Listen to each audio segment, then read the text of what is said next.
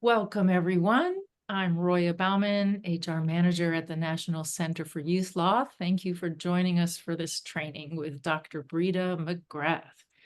I'll just give a brief overview of Dr. Breda, her biography, so you can know her a little bit better. Dr. McGrath is a licensed clinical and school psychologist. She has expertise in psychology, counseling, crisis intervention, and organizational leadership. She specializes in social emotional learning, trauma-informed care, child development, and psychological assessment.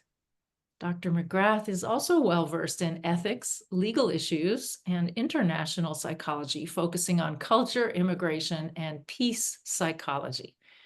Her role as an academic administrator involves training and accreditation in her areas of expertise. So Dr. Breda serves as a board member on the Illinois Community for Displaced Immigrants in Chicago, and she provides consultation and training for the Young Center for Immigrant Children's Rights. Originally from Ireland, Dr. Breda collaborates with colleagues in Puerto Rico, Indonesia, Senegal, Greece, Morocco, and India. So I welcome you, Dr. Breda, to present our training on trauma-informed strategies for self-care and well-being, and I will turn it over to you. Thank you so much, Roya. I hope you can hear me okay. Is the audio coming along fine? Okay. Well, I really appreciate being invited to join all of you, and I see it as joining rather than training or directing. The work that you do is just really tremendously important, and whatever we can do together to keep you healthy and well is what ultimately impacts those that you work with, those that you serve, and this whole field. So thank you so much for that. I've been, as Roya mentioned, I've been involved with trauma-informed care from a variety of different standpoints and perspectives, and the opportunity to work with people in various different sectors of society and internationally. And it's an extremely important component of sort of the job that I feel I can do in the world, and the opportunities that I see open to bringing the benefits of counseling, psychology, mental health, well-being, both to those we serve and to you who serve children and families and communities. So I appreciate the feedback you offered in terms of the questionnaire that we sent out to you, asking what you would like information on. What I want to start off with is kind of a pitch that this training isn't intended to address and couldn't possibly address all of those areas, but it was really helpful to see what kinds of ideas, what kinds of needs you were able to communicate to us. I think this is something that we will try and, going forward, we will try and address and provide resources in a variety of different ways to you. So this is one example of what Roya and the team are really hoping to give you in terms of supporting you. So feel free at any time to share more suggestions, requests, ideas, to let us know what would be helpful and what you find helpful as we move forward. So let's just get into it right away. So right off the bat, I want to highlight the fact that what you're doing on a regular basis that is something to be really conscious of is the heightened sense of urgency, the heightened sense of threat, the heightened sense of stress that you are in on an everyday basis. You know, our well-being is not necessarily kind of suited to a persistent and consistent level of high stress, but by nature of, you know, this field and what you're doing, and also the current political situation that we're working in, you are at risk because you have a heightened sense of urgency every day, that there are various threats that you are looking at, thinking about, and considering, both in relation to yourself and others on a daily basis. You see the impact of news, you see the impact of world events, and you take it in possibly in a different way than others do. So being conscious of that and being conscious of the fact that you're probably dealing with more anxiety than the average person. You are regularly preoccupied about the situation of the people that you're dealing with and the implications of various different regulations, different administrations, and the challenges and changes that are going on. So just being conscious of that, respecting that, knowing that, as part of kind of the foundation of how we move forward is essential. The other thing that's different about the work that we do compared to other peers that we might have are that our personal and professional worlds and our personal and professional experiences often overlap in this work, and they often collide. A lot of people have the luxury of not having that overlap between their personal and professional worlds. But here in this work, your values, your principles, the way you go through the world, definitely it involves a kind of an integration of your personal and professional world. And that can increase the stress because everything calls questions around who you are, what you do, and whether or not you can be effective. And that can impact how you feel and how effective you are and how much energy you have available for work and for your personal life. The other piece that's very unusual for you is that your sense of safety and your self-confidence are undermined on a regular basis because you're facing a specific, say, lens or aspect of society, and also because you work in a field where success is a really difficult outcome. It's first of all difficult to define. What does success mean? On any case, on any initiative, in any situation. Sometimes it's easy to define, sometimes it's not, but more often than not, it's a challenging scenario. And so your sense of effectiveness does affect your self-confidence professionally, personally, and that can be something that's not, we'll say, at an optimal level, and that affects you. And then lastly, something that we'll talk about throughout these slides is that we're all kind of developing coping strategies throughout our lives. Different scenarios provoke us to develop a new coping strategy, a new response to a challenge. But the coping strategies that you have learned to this point, and even the self-care skills, which in a sense are coping strategies, they don't always work given the level of challenge that you face within this work. And so as a result, new supports are needed. It's not that you're unable to develop new coping strategies or that your self-care skills are deficient. It's actually that the level of challenge that you face requires additional support because it's extraordinary.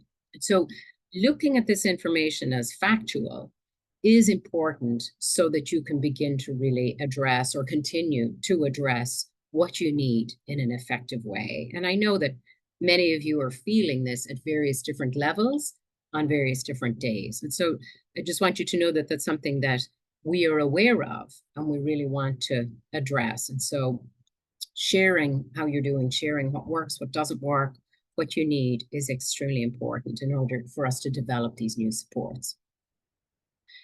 The concept that often comes up in relation to people who work with this much stress is vicarious trauma. This is something as psychologists that we are commonly working with, and it's something we really strive to recognize at a high level. It's very common among a variety of professions, people who are healthcare providers, therapists, social workers, advocates, journalists, emergency responders, and then as well as that, family members who are supporting loved ones and individuals who are supporting loved ones who have experienced trauma. So vicarious trauma speaks to that difficulty that you experience, the stress, the impact emotionally that you experience when you are next to or witnessing the trauma of someone else. It doesn't mean that it's not real trauma. We have seen that physiologically, it does have an impact on the whole system of an individual. It's not something that needs to be kind of downplayed or dismissed. It's extremely important. And what we have found is that by paying attention to vicarious trauma, we can ensure that people are able to work in the field for longer with more effectiveness and with better health for themselves. And so I would, encourage you to think about how the trauma of others impacts you. Everyone takes it in various different ways. What's most important is that you understand how it impacts yourself, because in that way, then we can design and develop support systems that impact what's going on for you. Another term for vicarious trauma that you might see in the literature and even in, we'll say, pop psychology is secondary trauma. It means the same thing. It's a term that's meant to mean the same thing. And what you will see in the research is that it causes these specific difficulties, compassion fatigue, that energy depletion that you feel when you're constantly engaging in compassionate care for others, or the majority of your time, or the burden of it, like the level of compassion, the level of care that you're providing for another actually results in fatigue for yourself. Another one is emotional strain. We have found that secondary trauma does cause emotional strain on a person and psychological effects. Things like anxiety, depression, those are measurable and have been seen for years throughout this field. Secondary trauma is caused by exposure to the trauma experiences of others. That's what causes it. It's the mere exposure. It can be visually witnessing trauma. It can also be reading about the traumatic experiences of others. What we have found is that both have a significant impact. And so oftentimes what I'm concerned about in people who are working in this field is that they don't allow themselves to acknowledge that if they're not in direct service, they have any right to feel or recognize secondary trauma. And the reality is that reading files, reading the stories of the experiences of others can, in fact, and does often lead to secondary trauma. So acknowledging that for yourself and not dismissing secondary trauma if you're not engaged in direct service is extremely important. It is not a weakness. It is not something you need to judge yourself or others for. And sometimes I think in the field of trauma, we have some unhealthy habits. Sometimes we sort of challenge one another's stories, who can have the worst scenario. And while sharing those very difficult experiences can be helpful, making sure that we don't kind of use our dark humor to downplay the impact it has on us and others is important. Witnessing, hearing about the suffering of others, even if it's someone else's secondary trauma, is also important to recognize, because what's happening is that your compassion is engaged, your compassion is triggered, and that has an impact on your emotional state. So it doesn't have to be something you watch directly firsthand. What it does is it engages your beliefs about humanity, your beliefs about the safety or danger of the world, and what your optimism holds for what kind of a society you would like to create, what kind of a society you would like to live in. And so that's where the trauma comes in, the impact is, and it can change the way you see the world, and that affects your emotional state. So as I mentioned earlier, secondary trauma can lead, and often does lead, to anxiety, depression, intrusive thoughts that are distracting you from what you're trying to do.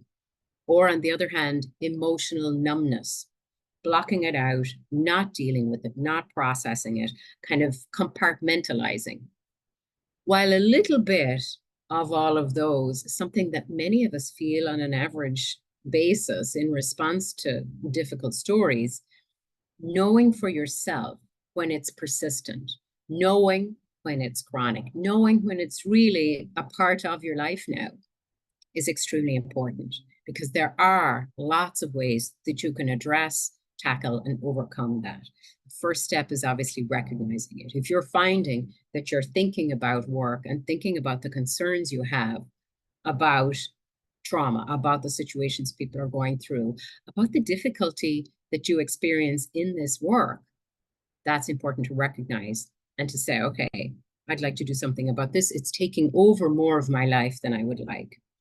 If you find yourself numbing out your responses to trauma, to other people's stories, to the suffering of others, you're not fully processing it. There's a difference between putting a boundary around it and compartmentalizing it and emotionally numbing yourself. You're entitled to your own emotional reactions. They are a very important part of who you are and how you go through the world. Figuring out how to accept, process, and move through your emotional reactions is what we would really like to see happening. Okay. Roya, are we going to do this as a poll? We have a poll question. Yes. Just to We check have a it. poll question for you. How stressed are you at this moment? Rated on a scale of 1 to 10, and your answer is anonymous.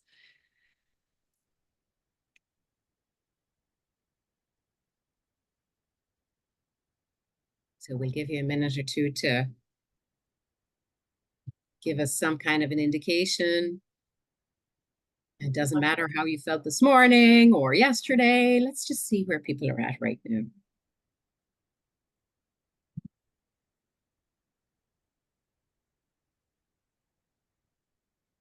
All right, we've got 17 folks who have participated. Anyone else? 18, almost there. 19.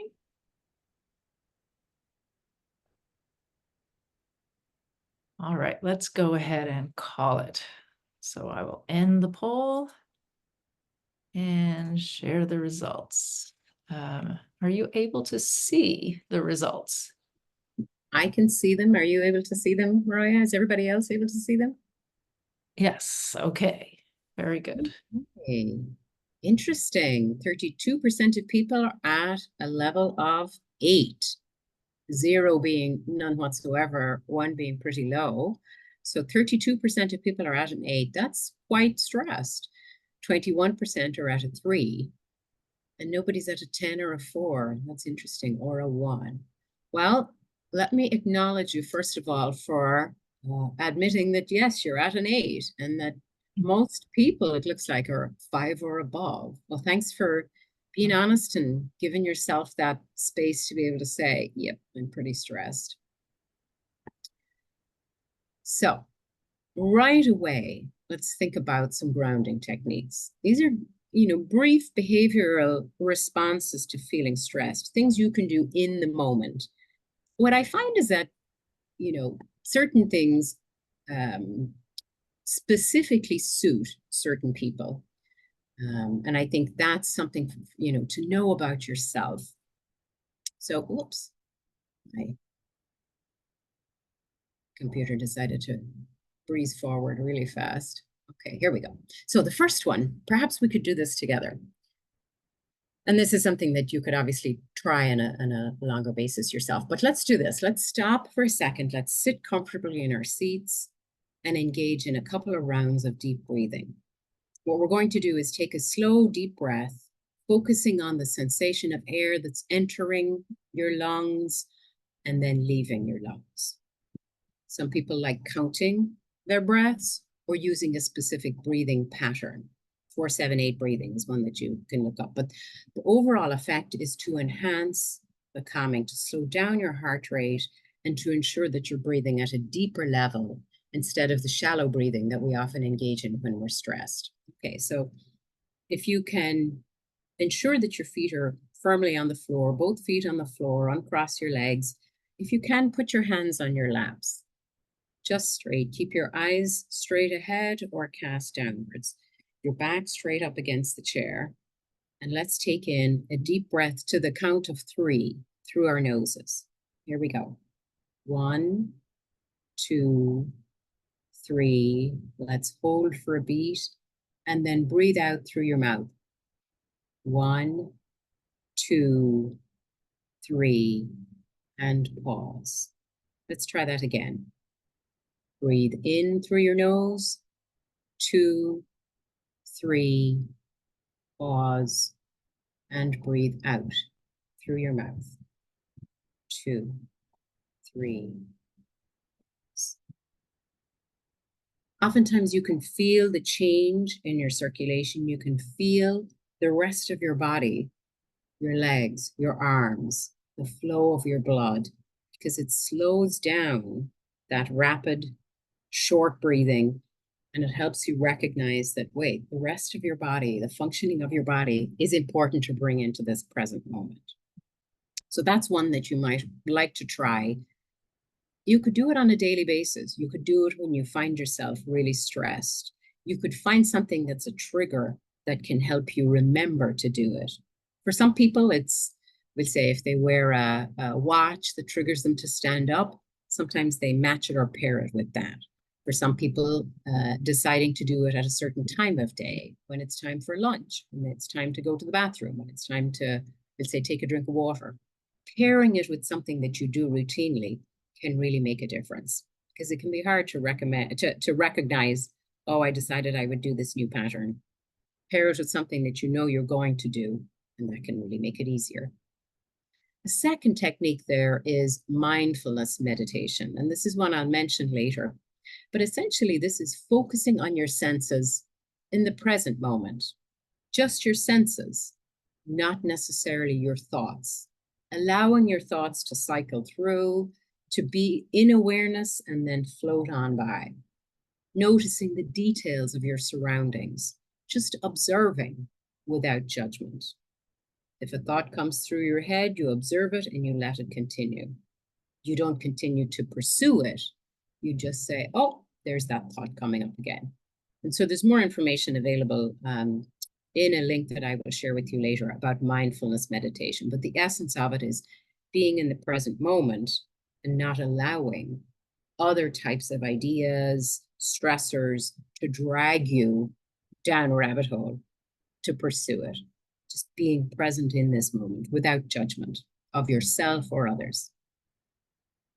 The third one there is a very physically focused one in terms of your hands and how that can help you move your attention to something in particular. So for some people, a little stone, a smooth stone, can be a very nice grounding object. I'm from Ireland, and one of the things we like to use is a little piece of Connemara marble, a soft, smooth stone. Some people like to use stress balls. Other people like to use a piece of fabric, a familiar piece of fabric whose texture is relaxing. For some people, a heavy object or a light object, some texture that they really like, that they find enjoyable to touch. The temperature of something in particular, whether it's cool or warm, that's something that it can be very helpful to just bring you back out of a stressful moment, out of a stressful thought, just for a moment, to be able to refocus, recalibrate your attention to say, okay, I am still okay in this present moment, even though this is a very stressful matter that I'm dealing with. It can reset your physical system.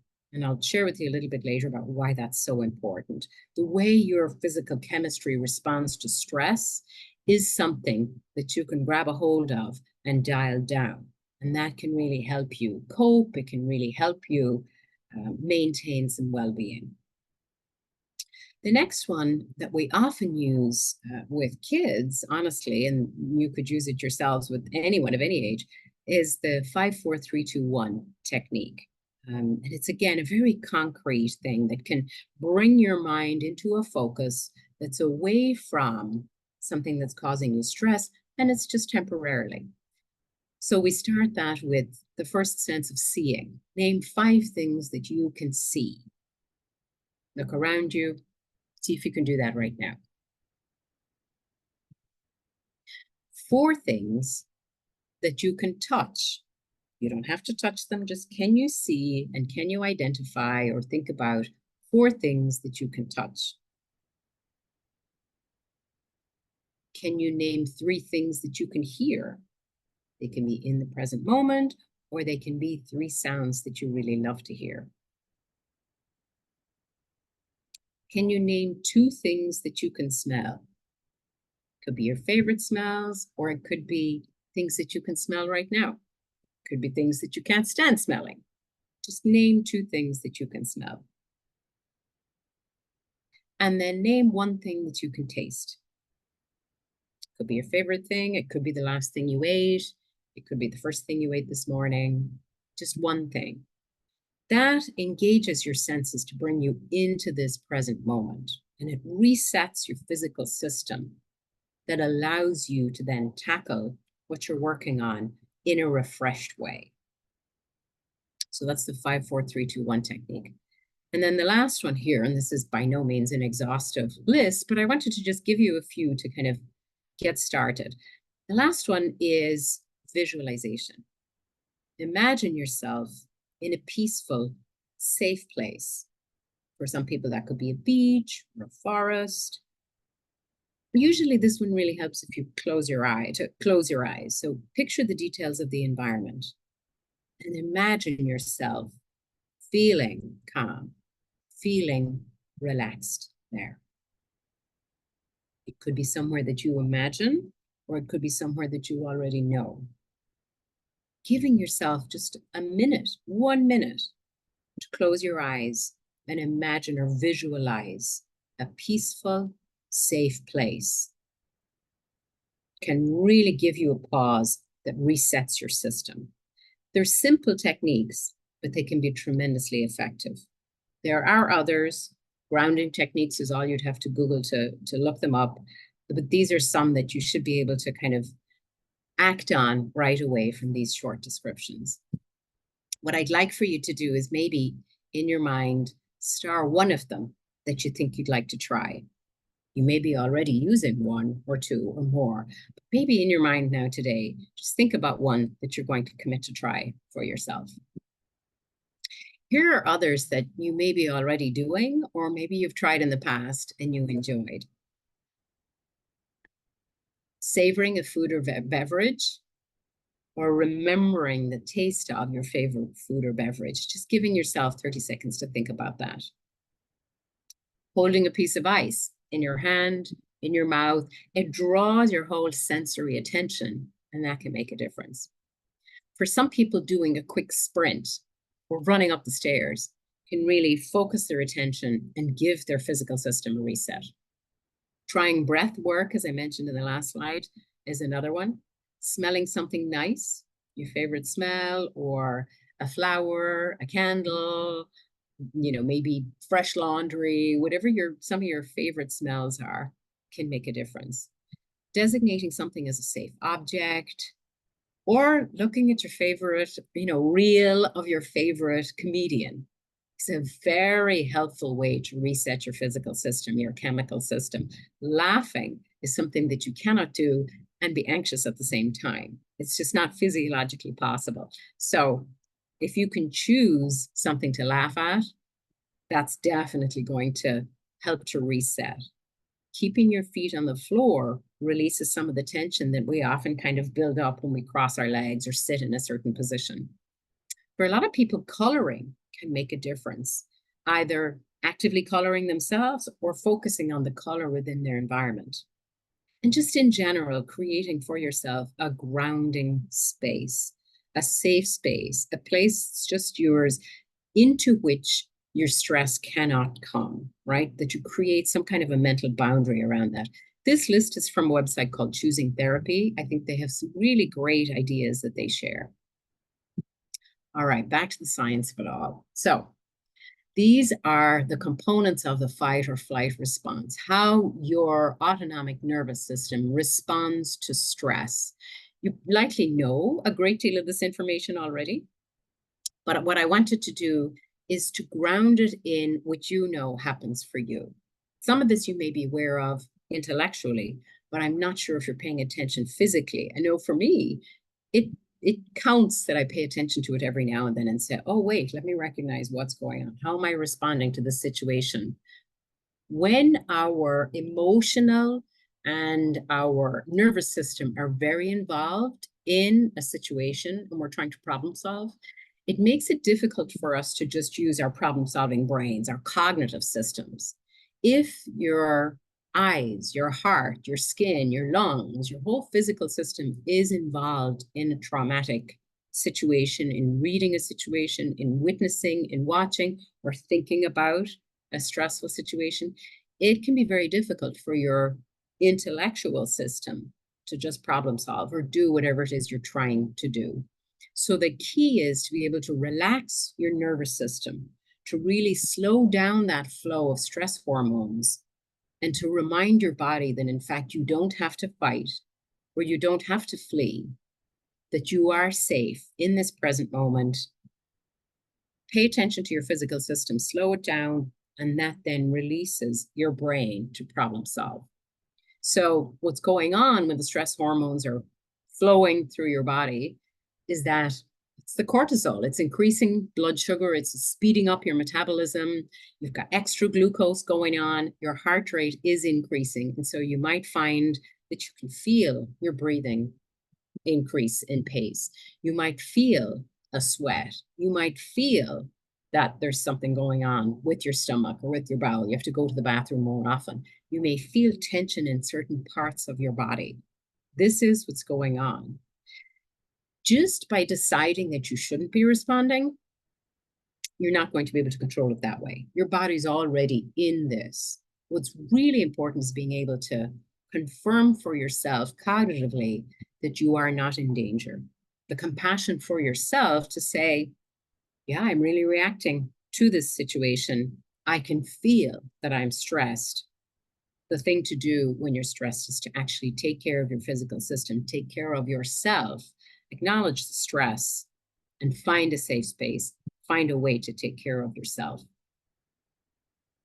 So the next couple of slides are actually about that, about understanding what your patterns are, your physical symptoms, whether it's an energy thing for you, whether you find that you get aches and pains in your body, whether you find that your pattern of getting sick is where your stress kind of comes out, or if it's really focused on your mental health, whether you find that it really causes or provokes anxiety or sadness or panic, what if scenarios. For some people, it's a mixture, actually. Some, it's also just a behavioral impact. Their sleep changes. They can see right away the changes in their eating and drinking habits. And that's what kind of lets them know, oh, wait, I'm really stressed. Coping challenges can often be a real signal, that while you in your head might think, well, this shouldn't be stressing me out, your healthy habits are declining in your lifestyle, or you're not as motivated or focused on working out or whatever patterns you've decided that are really good for you, or you engage in catastrophizing, and it can be hard to get out of that sort of tunnel vision or making a situation worse than it actually is. So think about yourself, and particularly with this kind of work. For some people, they're overworking to fill the void. That's how they cope. Let me throw myself into this work. And you're finding that you're doing too much and it's never ending. Is that you? Do you find that you're exhausted all the time and you're still sleeping 7 to 8 hours? This is time for kind of some honesty. Are you unmotivated or finding yourself disinterested in the work, but it's really important and you just can't find a way to say, this isn't for me, that you really feel the calling to do this, but you're really not feeling as motivated as you were initially? Are you having a hard time maintaining healthy habits? Or are you someone who kind of becomes short-tempered or irritable with others or with yourself? Oftentimes we don't recognize that when we're being really critical of ourselves and kind to others. That can often be a real indicator of stress, like that lack of compassion for self, lack of patience with self, and then it's tied up with that lack of motivation and disinterest and just, lack of interest then in life in addition to the job. So where can you find yourself here? Do you find it's a mixture for you, that it's physical and psychological, or that it's behavioral?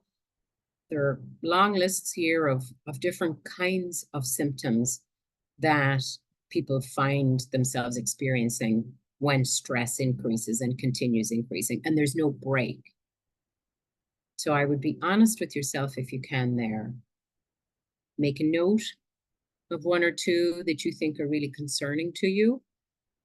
And then as we go through the slides, think about what might be something you'd like to try to see if you can break that pattern and engage in more self-care and compassion.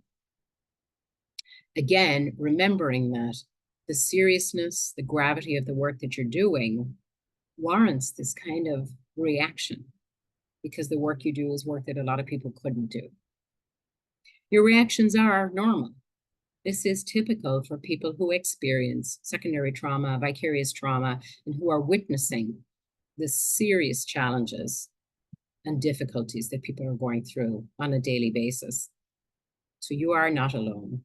Recognizing that is important. One particular scenario that I think can make it extremely challenging to manage stress and even deal with the flow of it all the time is that we're working within systems such as schools, family systems, and working with children that are well beyond our control. And so pulling back and understanding for yourself how and why you got into this work in the first place is extremely important.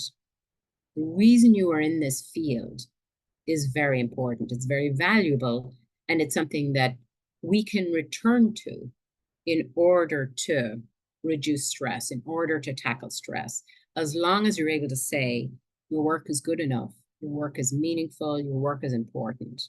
Because honestly, how do you interpret and navigate the changes that are happening every day? You know, as we face a new election, how do you cope with that? How do you cope with the frustrations of, we'll say, working within school systems where the information that's being shared is not complete, where the communication processes are really complicated and oftentimes broken?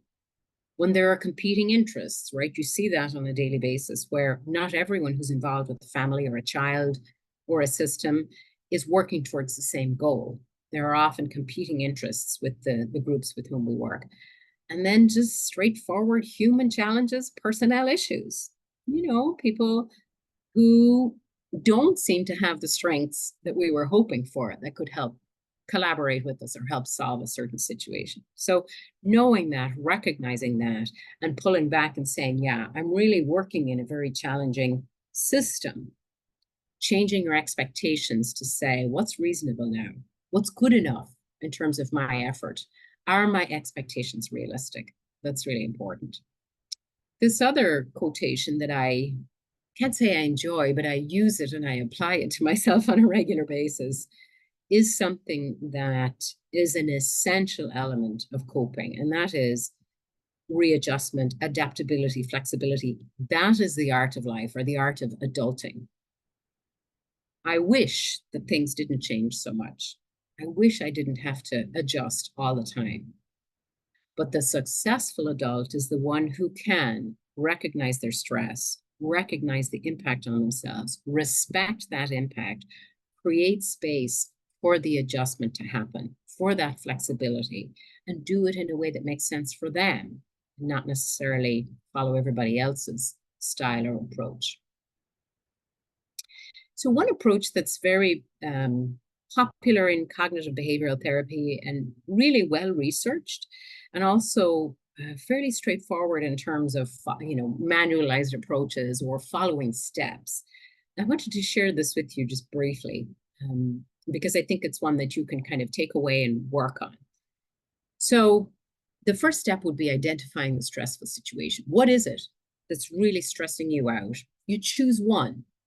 You narrow it down and say, okay, I'm going to focus on, or put the magnifying glass on one stressful situation and see if I can tackle it and increase my coping or make it less stressful, reduce the burden of stress.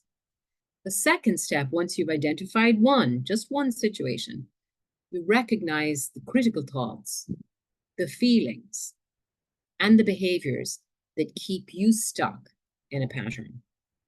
Recognizing what your thoughts are about your performance, your role, your experiences, the feelings and reactions you have, and the things that you do continue to make that an extremely stressful thing for you.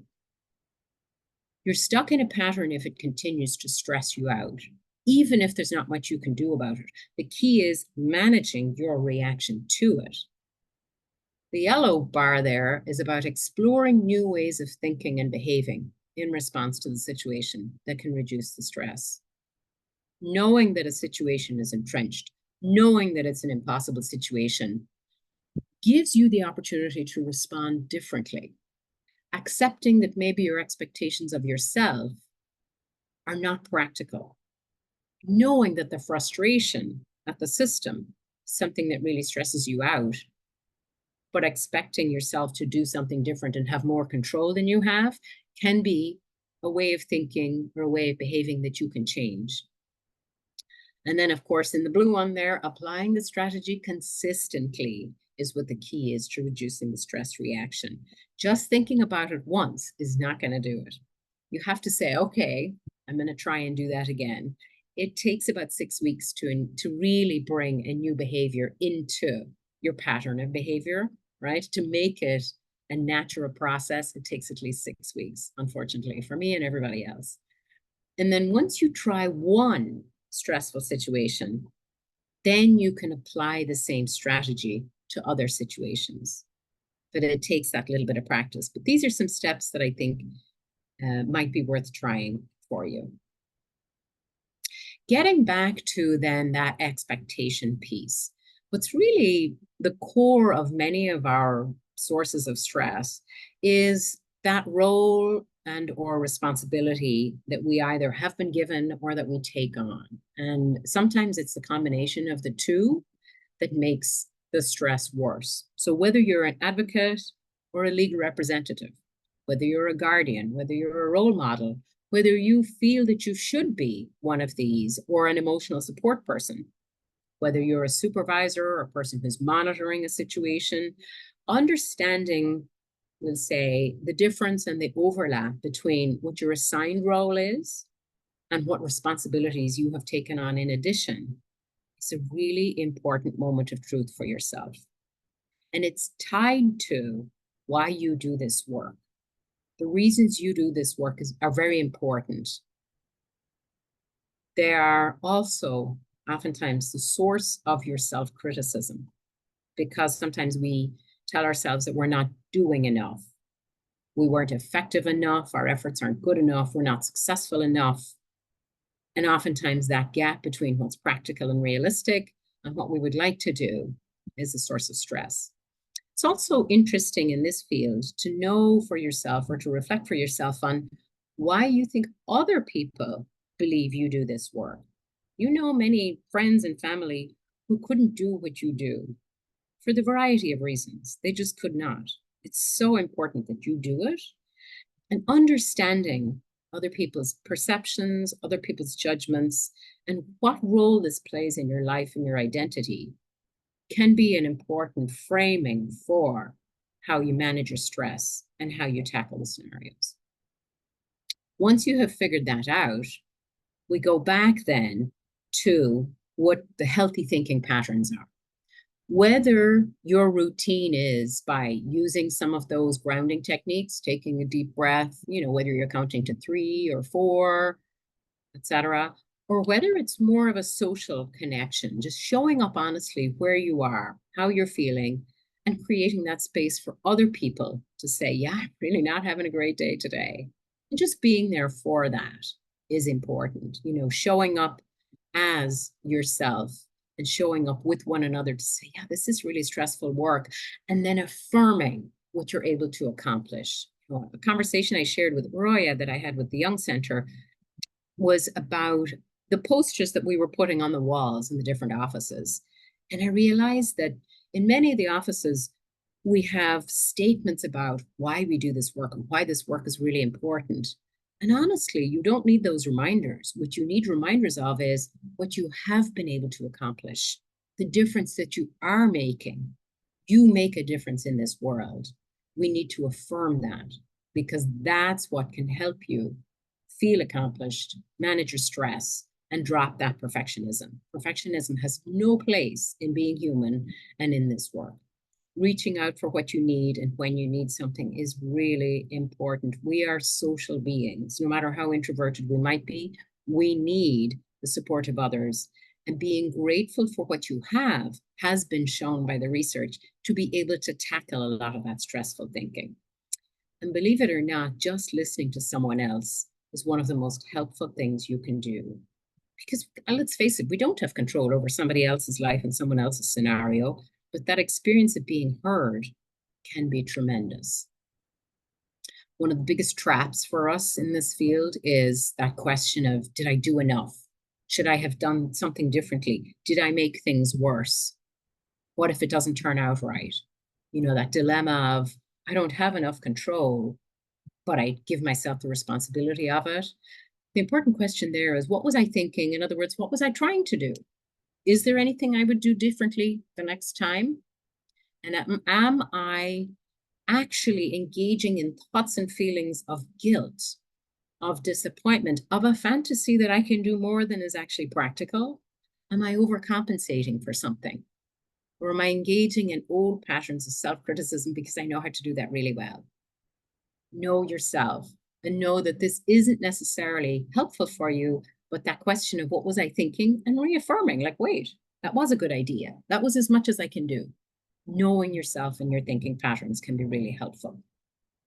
So this is a slide I want you to kind of take away and think about for yourself. Mindfulness is really being researched well, and Jon Kabat-Zinn has some daily practices, free mindfulness sessions that you can access online that are really helpful. He's an amazing giving expert on this topic.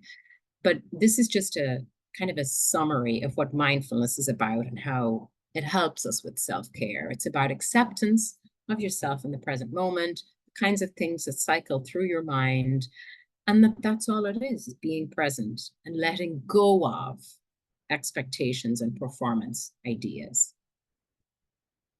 This is another kind of list of healthy behaviors that I'm really throwing at you so that you can find one that says, oh, wait, protecting against fear, or oh, modeling self-care, or maybe it's about my boundaries, my priorities. Maybe I need to reset those and find who's a support partner for me, like who can help me really start a new pattern. What would be helpful for me, recognized by burnout? Do we help each other there and say, you know what, I think you need a break? And do we acknowledge someone for sharing that with us?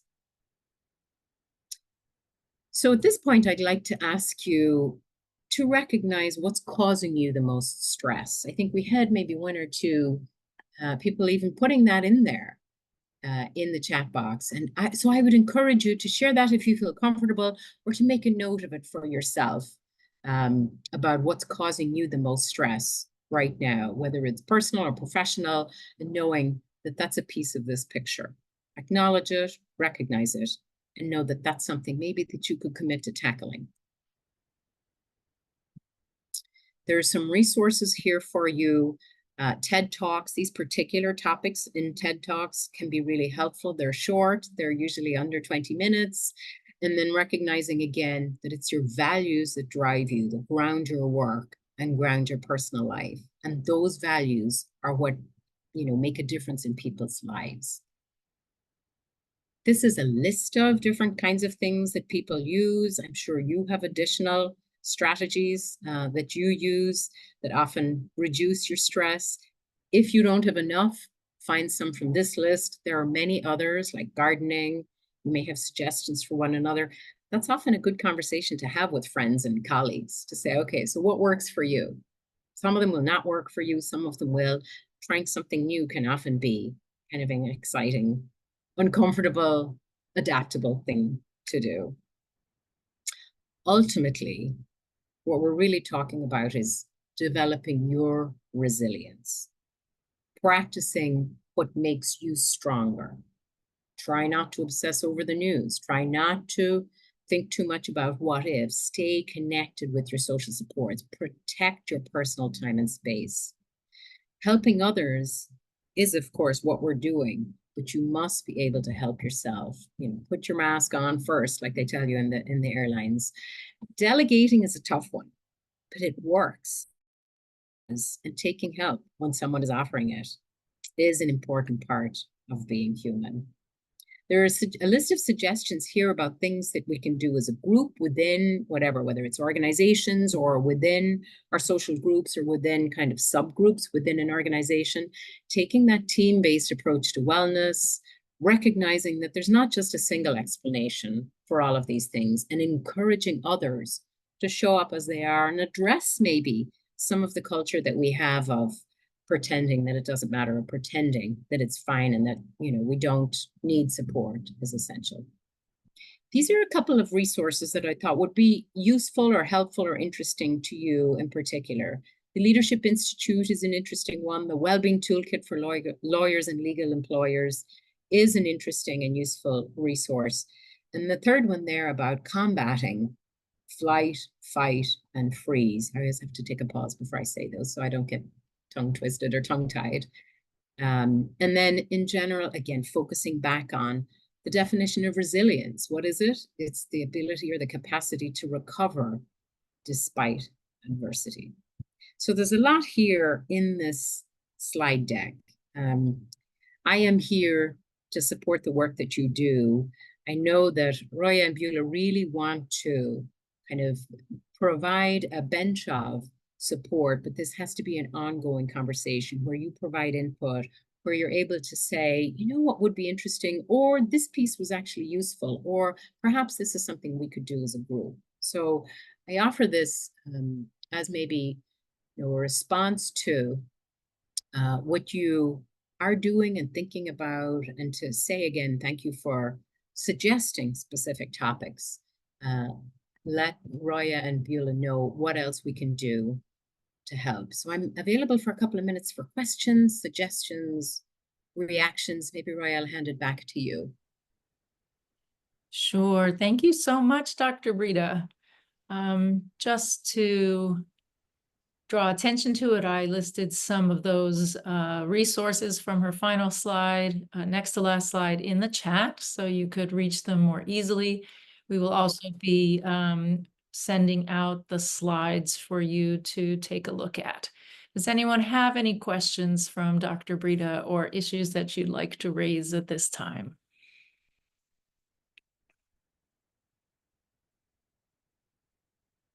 And I will go ahead and end the recording at this point.